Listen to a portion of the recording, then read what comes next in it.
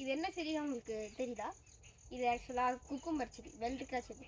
நம்ம நார்மலாக வீட்டில் எப்படி வெள்ளரிக்காய் வளர்ப்போம், வீடியே அப்படியே செடி நட்டு வைப்போம், அதாவது விதை போடுவோம், அது பாட்டு அப்படியே வளரும், 2-3 காய் கொடுக்கும், அதுதான் முடிஞ்சிச்சு.